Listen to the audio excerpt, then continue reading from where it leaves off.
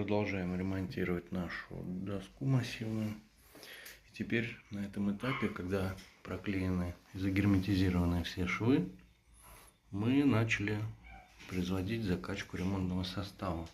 Ставим его в шприцы и в предварительно сделанное отверстие уже закачиваем необходимое нам количество. Вот это количество в данном случае в каждое отверстие закачивается по 2 20-кубовых шприца.